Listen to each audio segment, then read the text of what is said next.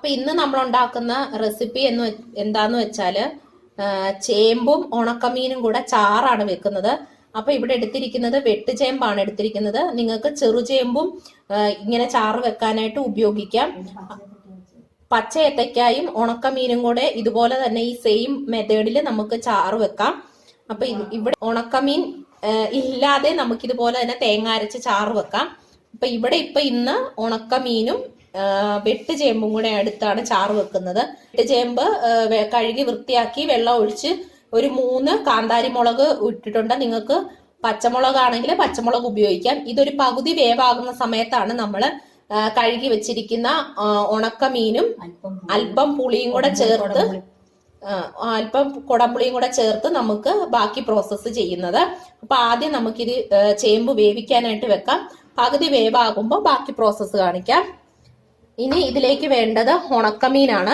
ഉണക്കമീൻ നിങ്ങൾക്ക് ഏതാണോ അവൈലബിൾ അത് ഉപയോഗിക്കാം. ഇവിടെ ഇപ്പൊ ഞങ്ങൾക്ക് പല്ലിക്കോര എന്ന് പറയുന്ന ഉണക്കമീനാണ് കിട്ടിയിരിക്കുന്നത്. ദശയുള്ള ഏത് ഉണക്കമീൻ വേണമെങ്കിലും നിങ്ങൾക്ക് ഉപയോഗിക്കാം.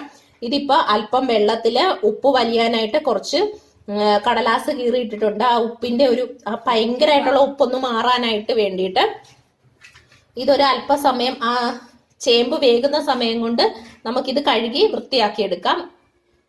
അരപ്പിന് വേണ്ടിയിട്ടുള്ള സാധനങ്ങൾ ഇതിപ്പോ അരമുറി തേങ്ങയുണ്ട്, അല്പം മഞ്ഞൾ പൊടി, അല്പം ഉപ്പിട്ടിട്ടുണ്ട്, അല്പം മഞ്ഞൾ പൊടി, ഒരല്പം ഒരു 1/2 ടീസ്പൂൺ മല്ലിപ്പൊടി,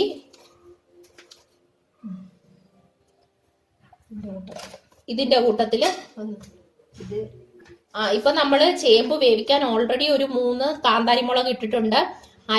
അരപ്പിലേക്ക് ഒരു നേരിയ ഒരു എരിവിന് വേണ്ടി ഒരു അല്പം ക്രഷ്ഡ് ചില്ലിയും കൂടെ ചേർത്തിട്ടുണ്ട്. നിങ്ങൾക്ക് ക്രഷ്ഡ് ചില്ലി ഇല്ലെങ്കിൽ എരിവുള്ള മുളക് കൂടി അല്പം ചേർത്ത് കൊടുക്കുക. ഇനിയിപ്പോ നിങ്ങൾക്ക് ക്രഷ്ഡ് ചില്ലി ആയിട്ടില്ലെങ്കിൽ പകരം നിങ്ങൾ പച്ചമുളക് കൂടുതലായിട്ട് ചേർത്ത് എരിവ് അഡ്ജസ്റ്റ് ചെയ്ത് എടുക്കുക. ഇനി നമുക്ക് ഈ തേങ്ങയുടെ അരപ്പ് നന്നായിട്ട് അരച്ചെടുത്തോണ്ട് വരാം. അല്പം വെള്ളം ചേർത്ത് നമുക്ക് ഈ അരപ്പ് നന്നായിട്ട് അരച്ചെടുത്തോണ്ട് വരാം. തേങ്ങ അരയ്ക്കുന്ന സമയത്ത് ഇതിപ്പോ ഞാൻ ഗ്യാസിൽ നമ്മുടെ ചേമ്പ് വേവാനായിട്ട് വെച്ചിട്ടുണ്ട്. അപ്പോൾ അതൊരു പകുതി വേവാകുമ്പോൾ നമുക്ക് ഉണക്കമീനും കുടംപുളിയും പുളിക്കായിട്ട് അല്പം കുടംപുളിയും ചേർത്ത് കൊടുക്കാം. അപ്പൊ തേങ്ങ അരച്ചോണ്ട് വരട്ടെ, അതേസമയം ഉണക്കമീനും വൃത്തിയാക്കി എടുത്തോണ്ട് വരാം. ഇപ്പൊ നമ്മുടെ ചേമ്പ് തിളച്ചു തുടങ്ങിയിട്ടുണ്ട്. ഇനി നമുക്ക് തീ അല്പം കുറച്ച് വെക്കാം. എന്നിട്ട് ഒരു പകുതി വേവാകുന്നിടം വരെ വെയിറ്റ് ചെയ്യാം. അടച്ചു വെച്ച് ചെറിയ തീയിൽ നമുക്ക് വീണ്ടും വേവിച്ചെടുക്കാം, പകുതി വേവാകുന്നിടം വരെ. നമ്മുടെ ചേമ്പ് വേവിക്കാൻ വെച്ചത് പകുതി വേവായിട്ടുണ്ട്. ഇപ്പൊ നമ്മുടെ ഉണക്കമീൻ കഴുകി വൃത്തിയാക്കി വലിയ കഷ്ണങ്ങളായിട്ട് നുറുക്കിയത്, തീരെ ഒരുപാട് ചെറിയ കഷ്ണങ്ങളാക്കരുത്, പൊടിഞ്ഞു പോകും. ഒരല്പം വലിയ കഷ്ണങ്ങളാക്കി മുറിച്ചത് ചേർത്ത് കൊടുക്കാം.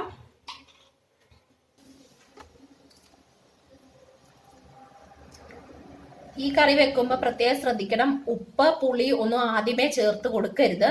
കാരണം നമ്മുടെ ആ ചേമ്പ് അങ്ങ് പെട്ടെന്ന് കല്ലിച്ചു പോകും. ഒരു പകുതി വേവായതിനു ശേഷം മാത്രമേ പുളി ചേർക്കാവുള്ളൂ.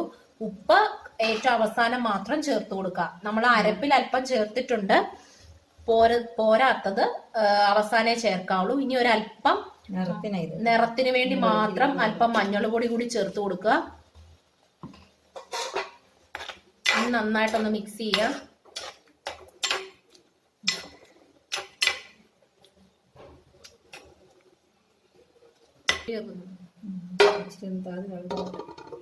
ഇനി നമുക്ക് അതൊന്ന് തിളയ്ക്കാനായിട്ട് അടച്ചു വെച്ച് കൊടുക്കാം.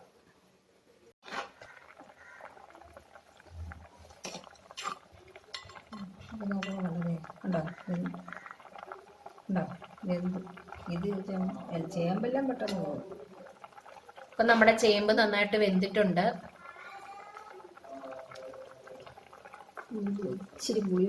ഇനി നമുക്ക് പുളിക്ക് വേണ്ടിയിട്ട് ഒരല്പം കുടംപുളി ഒഴിച്ചു കൊടുക്കാം.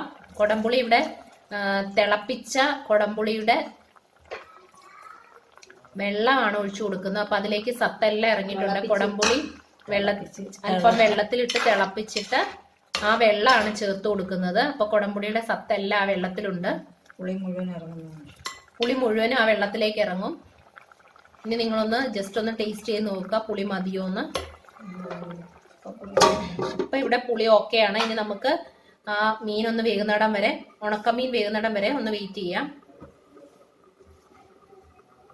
നമ്മുടെ തേങ്ങ അരച്ചത് അരപ്പ് തയ്യാറായിട്ടുണ്ട്. ഇതിൽ ഇനി നമുക്ക് അത് നമ്മുടെ ഈ ചേമ്പും ഉണക്കമീനും കൂടെ വേവിക്കാൻ വെച്ച ഈ കൂട്ടിലേക്ക് ചേർത്ത് കൊടുക്കാം.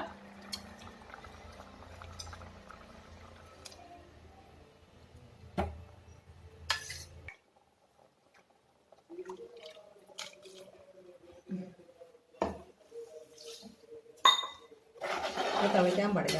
ഇനി നമുക്ക് ഇത് നന്നായിട്ടൊന്ന് ഇളക്കി കൊടുക്കുക. അരപ്പ് ചേർത്തതിന് ശേഷം ഇനി നമ്മുടെ കറി തിളയ്ക്കാൻ പാടില്ല, അത് പ്രത്യേകം ശ്രദ്ധിക്കുക. നന്നായിട്ടൊന്ന് ചൂടായാൽ മാത്രം മതി. അപ്പം നമുക്കൊന്ന് ഇളക്കി കൊടുക്കാം നന്നായിട്ട്. ഒരുപാട് വെള്ളം പോലെ ആകാൻ പാടില്ല. ഒരുപാട് വെള്ളം ചേർത്തും ഗ്രേവി അരക്കരുത്. അല്പം ഒന്ന് തിക്കാവും, പിന്നെ തണുക്കുമ്പോൾ ഒരല്പം കുറുവും കൂടെ ചെയ്യും. അതുകൊണ്ട് വെള്ളം അതനുസരിച്ച് മാത്രമേ ചേർത്ത് കൊടുക്കാവുള്ളൂ. ഈ നിറം ഇഷ്ടമല്ലെങ്കിൽ കാശ്മീരി ചില്ലി ഇച്ചിരി വേണമെങ്കിൽ അതാ. ചിലവർക്ക് ഇങ്ങനെ ഇരിക്കുന്ന ഇഷ്ടമല്ല. അപ്പം ആ ഒലത്തുന്ന സമയത്ത് കളർ മാറ്റി വെക്കും.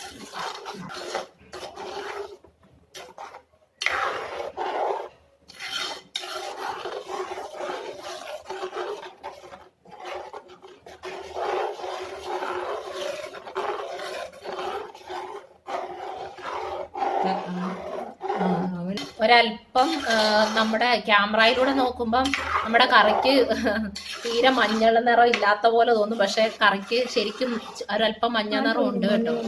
വെളുത്തിരിക്കുന്ന പോലെ ക്യാമറയിലൂടെ നോക്കുമ്പോൾ അല്പം വെളുത്തിരിക്കുന്ന പോലെ തോന്നും, പക്ഷെ മഞ്ഞ കളറുണ്ട്. ഇപ്പൊ അരപ്പിന്റെ ആ പച്ച ചോ മാറാനാണ് നമ്മൾ ഇത്രയും നേരം ഇളക്കിക്കൊണ്ടിരുന്നത്. ഇനി നിങ്ങൾ ഉപ്പും പുളിയും ഒക്കെ ഒന്ന് ടേസ്റ്റ് ചെയ്ത് നോക്കുക.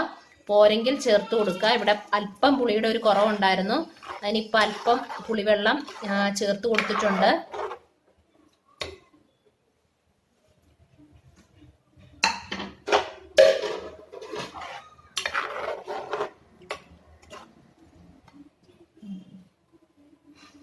ഇപ്പം എല്ലാം പക്കായിട്ടുണ്ട്.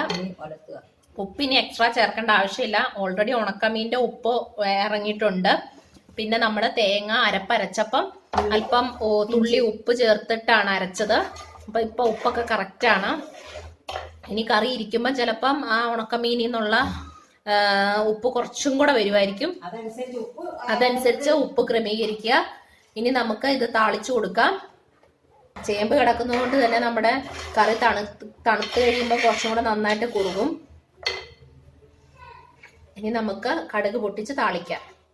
ഇപ്പം പാത്രം ചൂടായിട്ടുണ്ട്. നമ്മൾ താളിക്കാനായിട്ട് വെച്ച പാത്രം ചൂടായിട്ടുണ്ട്. അതിലേക്ക് കുറച്ച് വെളിച്ചെണ്ണ ഒഴിച്ചു കൊടുത്തിട്ടുണ്ട്. അല്പം കടുകിട്ട കടുക് നന്നായിട്ട് ഒന്ന് പൊട്ടി വരുമ്പോഴേക്കും നമ്മൾ അരിഞ്ഞു വെച്ചിരിക്കുന്ന ഒരു 2 ചെറിയ ഉള്ളി ചെറുതായിട്ട് അരിഞ്ഞത് ചേർത്ത് കൊടുക്കാം. ഇനി നമുക്ക് അതിലേക്ക് ചെറിയ ഉള്ളി ചേർത്ത് കൊടുക്കാം. ഒരു 2 ചെറിയ ഉള്ളി ചെറുതായിട്ട് നീളത്തിൽ അരിഞ്ഞത്. ഉള്ളി ഒന്ന് മൂത്ത് വരുമ്പോഴേക്കും നമുക്ക് ഒരു 2-3 വറ്റൽമുളക് ഒന്ന് ചേർത്ത് കൊടുക്കാം.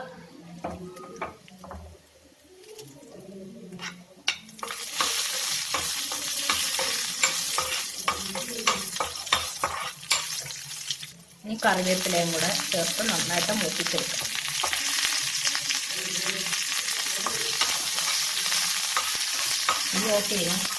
ഈ ഓഫ് ചെയ്യാൻ നമുക്കിത് കറിയിലേക്ക് ചേർത്ത് താളിച്ച കൂട്ട് നമുക്ക് കറിയിലേക്ക് ചേർത്ത് കൊടുക്കാം. അങ്ങനെ നമ്മുടെ തനിനാടൻ റെസിപ്പിയായ ചേമ്പും ഉണക്കമീനും കൂടിയുള്ള ചാറുകറി റെഡിയായിട്ടുണ്ട്. നിങ്ങളെല്ലാവരും ട്രൈ ചെയ്ത് നോക്കുക. പഴമയിലേക്കൊരു തിരിഞ്ഞു നോട്ടം. ഒരല്പം കറിവേപ്പിലയും കൂടെ നമുക്കൊന്ന് വിതറി കൊടുക്കാം. അപ്പം നിങ്ങൾക്ക് എല്ലാവർക്കും ഈ റെസിപ്പി ഇഷ്ടപ്പെട്ടെന്ന് വിചാരിക്കുന്നു. ഇഷ്ടപ്പെട്ടെങ്കിൽ നിങ്ങൾ ഷെയർ ചെയ്യാനും ലൈക്ക് ചെയ്യാനും മറക്കരുത്. സബ്സ്ക്രൈബ് ചെയ്തിട്ടില്ലെങ്കിൽ സബ്സ്ക്രൈബ് ചെയ്യുക. തൊട്ടടുത്തുള്ള ആ ബെൽ ബട്ടൺ കൂടി പ്രസ് ചെയ്യണം. എങ്കിലേ ഇതുപോലെയുള്ള തനിനാടൻ റെസിപ്പീസ് അപ്ലോഡ് ചെയ്യുമ്പോൾ നിങ്ങൾക്ക് വീണ്ടും നോട്ടിഫിക്കേഷൻ ലഭിക്കുകയുള്ളൂ. അപ്പോൾ നമുക്ക് വീണ്ടും അടുത്ത തനിനാടൻ റെസിപ്പിയിലൂടെ വീണ്ടും കാണാം. അതുവരേക്കും നന്ദി.